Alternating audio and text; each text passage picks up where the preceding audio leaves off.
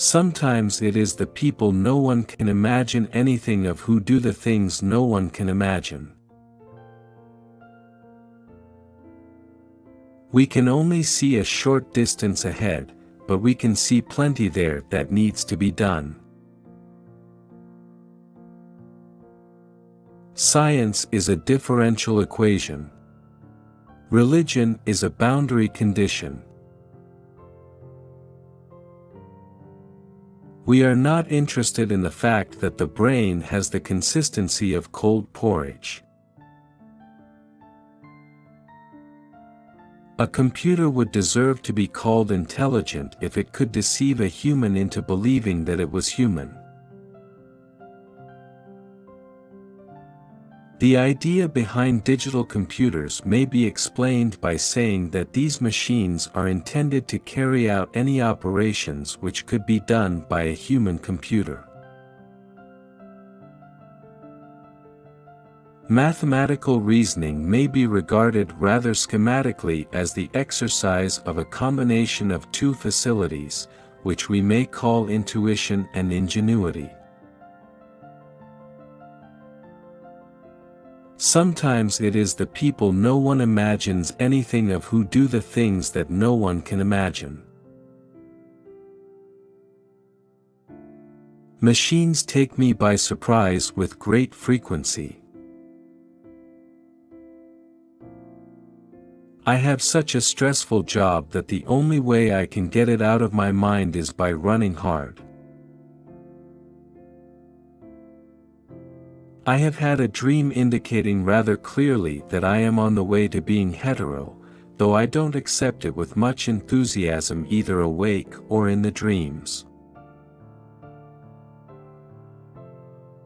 Codes are a puzzle.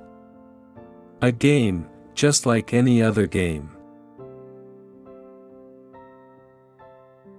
I want a permanent relationship, and I might feel inclined to reject anything which of its nature could not be permanent. No, I'm not interested in developing a powerful brain.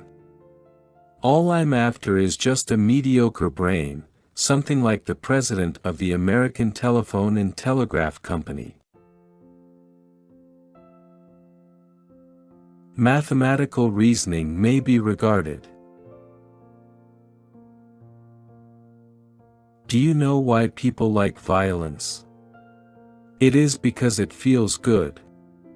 Humans find violence deeply satisfying. But remove the satisfaction, and the act becomes hollow.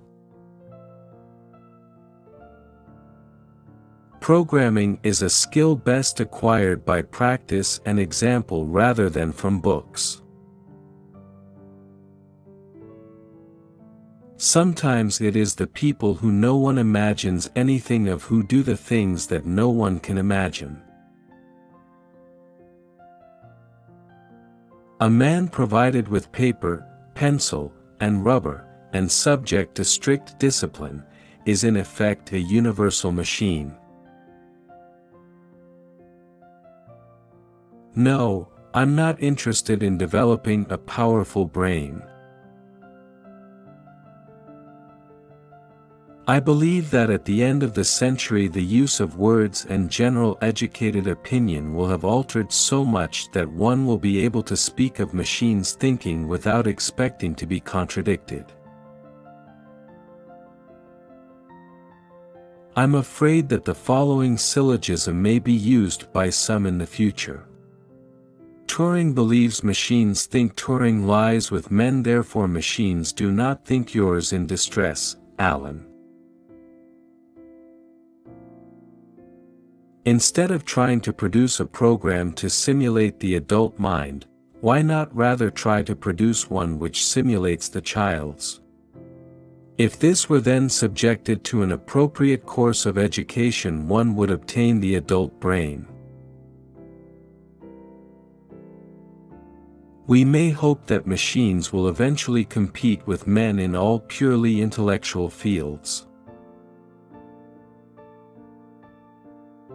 There is, however, One feature that I would like to suggest should be incorporated in the machines, and that is a random element.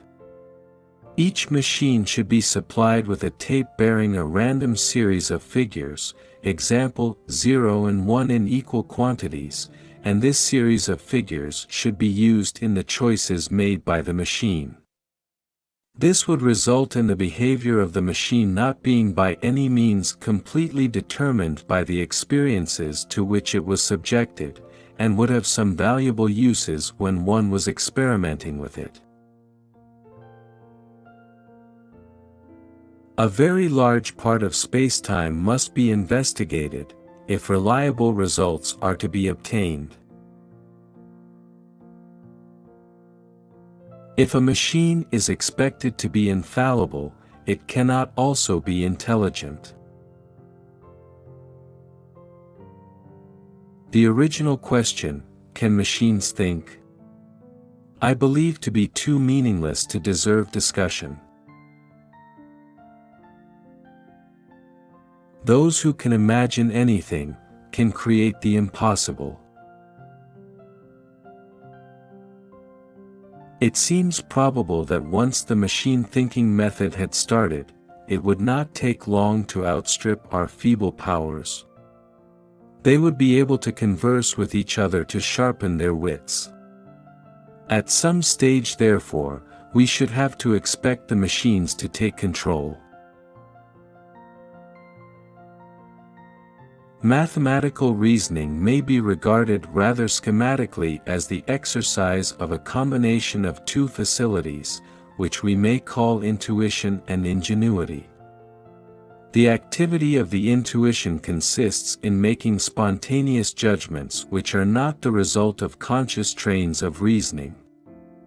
The exercise of ingenuity in mathematics consists in aiding the intuition through suitable arrangements of propositions, and perhaps geometrical figures or drawings. Sometimes it is the people no one imagines anything of who do the things that no one can imagine. My little computer said such a funny thing this morning. Unless in communicating with it one says exactly what one means, trouble is bound to result. When we want to sink a convoy, we send out an observation plane first. Of course, to observe is not its real duty, we already know exactly where the convoy is. Its real duty is to be observed, then, when we come round and sink them, the Germans will not find it suspicious.